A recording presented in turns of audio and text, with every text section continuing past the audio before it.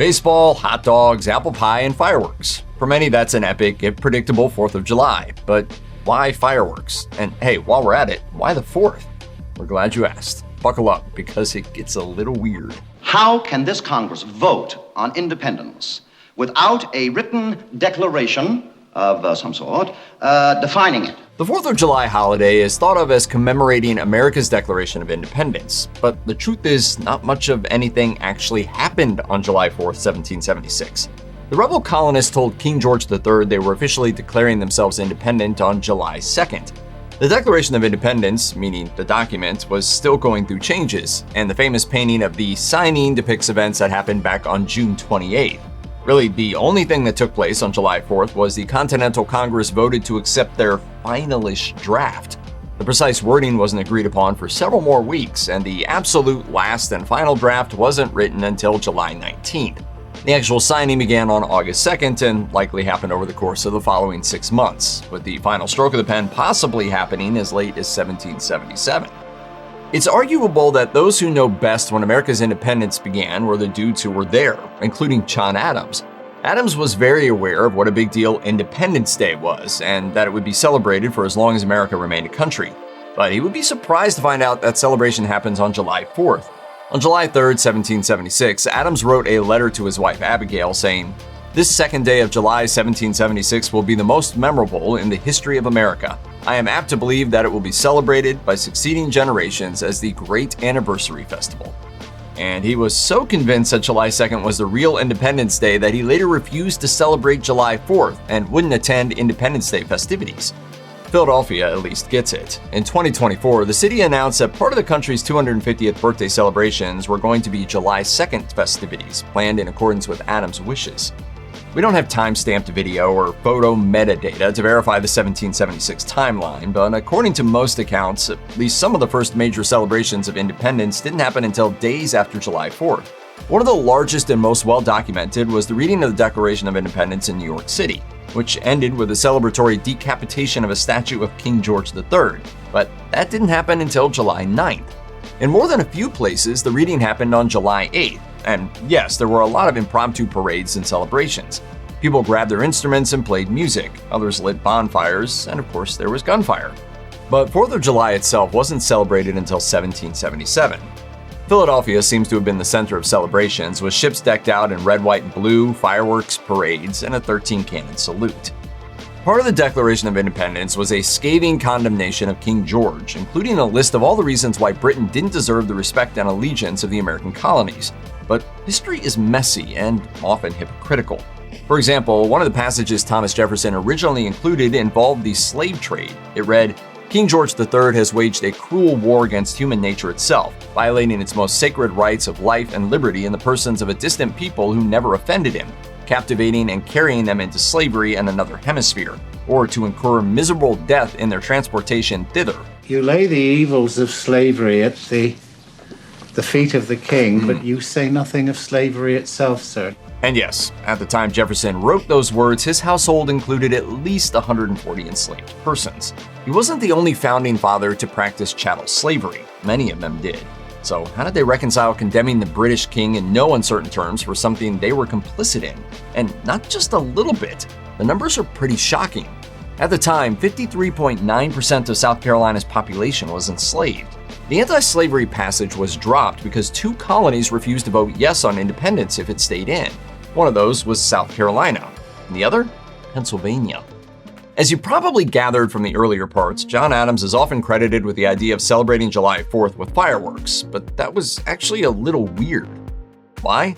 Well, fireworks pyrotechnics, and as Adam called them, illuminations, were most definitely a British thing. Fireworks were invented around 200 BC in China, but you probably knew that. But the first time they were used to celebrate an event of national importance, at least in the West, was in 1486 for the wedding of British King Henry VII to Elizabeth of York. And from then on, they were a bit of a tradition for big events. Onlookers described seeing thunderbolts and lightnings of fire that surged the waters and shook the earth. Henry VIII loved them. Elizabeth I had a guy whose job was to organize fireworks displays, and James I made his fireworks man a knight. As the centuries rolled on, fireworks got more and more popular, all the way up to George III and beyond. So in a sense, even though America was declaring independence, John Adams was carving out an exception when it came to fireworks. The 4th of July is very obviously a celebration of American independence from the British, so why on earth would a British city celebrate it? Is it some kind of good riddance, the 18th century By Felicia statement? Nope. The city in question is Gloucester, and several times the Gloucester Cathedral has played the US national anthem on the 4th of July.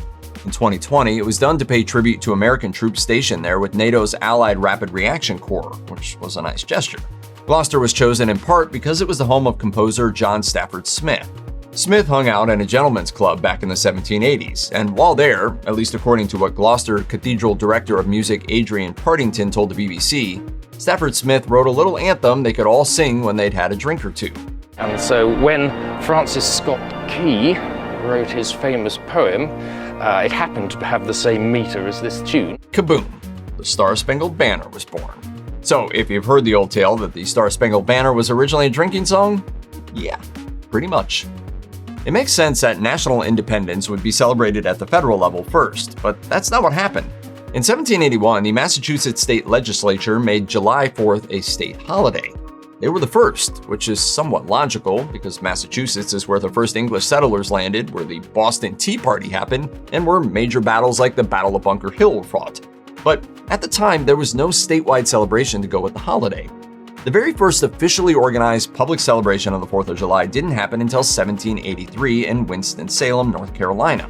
When it comes to a national Independence Day celebration, the country had to wait almost 100 years. The 4th of July wasn't made a federal holiday until 1870.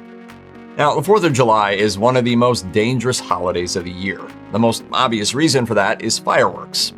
There were 8 fireworks-related deaths in 2023, and in that year alone, 9,700 people went to the emergency room with injuries, including burns and head trauma. A lot of people travel for the long weekend, so it's a big one for car accidents too. Add alcohol into the mix, and it's a recipe for disaster. Then there are the people who head off to the beaches, parks, pools, and backyard barbecues, or the ones who bake under the hot sun at parades. Am I the biggest loser on the beach? No, I am. I forgot to put on sunscreen. It all adds up to heat stroke, sunburn, food poisoning, dehydration, boating accidents, drownings, falls from all kinds of moving contraptions, and even injuries from things like pickup basketball games. And don't forget the shark attacks. On July 4th, 2024, 4 people in Texas were attacked by a shark. Safety first, people. The 4th of July was obviously an important day for the Founding Fathers, and here's where it gets a little weird. 3 of them died on July 4th, 2 on the exact same day. John Adams was one of them. Before he died on July 4th, 1826, he reportedly said, Thomas Jefferson survives. It's nice that he thought so, but Jefferson had actually died a few hours earlier. Oh, and it was 50 years to the day after they voted in the Declaration of Independence. According to Forbes, the odds of that happening are 7 in 100,000. Not bloody likely, in other words. Then there was the third founding father, former President James Monroe, who died on July 4th, 1831. When Monroe died, the 7th president, Andrew Jackson, was in office, which meant that 3 of the 6 previous presidents died on July 4th. And there was one more significant date here. July 4th, 1872 was the birthday of the 30th president, Calvin Coolidge. The Philippines was granted independence from the US on the 4th of July, so it would make sense that the largest 4th of July celebrations outside the US would be there. But they're not. They happen in Denmark. Every year since 1912, the Danish-American Friendship Association hosts a massive American Independence Day party. Festivities actually run from July 1st to 4th and include picnics, parties, live music, and the hilariously named Top Karen Award, which is given to someone for their contributions to society. Karen clearly means something different in Denmark.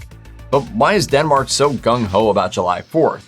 It all goes back to the Rebuild National Park, land that was bought by a group of Danish citizens who'd emigrated to the US, then returned to buy the land with a caveat that it be the site of an annual friendship celebration. So random, right? Over the years, speakers have included Walt Disney and Richard Nixon. There's also a lot of singing and pickled herring, and we assume friendships formed between visitors who return year after year. We're just gonna dive right into this one. There are a bunch of Europeans whose hobby is LARPing as what they perceive to be ordinary Americans. From Ohio. They call themselves LARP Venture. Every year, they meet up in a trailer park outside Warsaw, Poland to roleplay what's described as a social drama that takes place over 4th of July. Participants play characters dealing with grief or bullying. Some are trying to get into college or are being courted by gangs, and some are dealing with addiction. But why? If you're thinking, well, they probably know a lot about Ohio, no, they're really making fun of all the states. You cannot see the American dream as just getting a family and a house. You have to see what it represents. The idea was to get a better idea of what America is really like for regular people, and the LARPers-in-chief researched Middle America and incorporated issues ranging from the lack of healthcare to poverty, drug use, and unemployment. So while Americans might see the 4th as a celebration of independence, there's a group in Poland that takes a long, hard look at the dark side of the American dream. But guess what? We still have Polish jokes. Take that, Poland. There are things you just don't do with the American flag, like drop it on the ground, and most Americans know to show respect to members of the military. All of it is earnest to the extreme, but that wasn't the way of Boston's ancient and honorable artillery company, the oldest chartered military organization in North America. Members were drawn from the upper reaches of Boston society, and when these guys assembled, they just wore whatever clothes or uniform they had on hand. Weird, right? By the time regular folk decided to mock these ancient honorables with parades, around 1850, the organization was already 212 years old. The so-called Antiques and Horribles parades became a 4th of July staple and featured grotesque costumes, often representing warped images of political figures. The depictions were so dark that the parades were sometimes held at night, and alcohol was freely and frequently consumed. Unsurprisingly, things could get hilariously angry. The more graphic and horrible the parade, the better. And while there are a lot of traditions we should probably get rid of, we think this is one we should absolutely consider bringing back.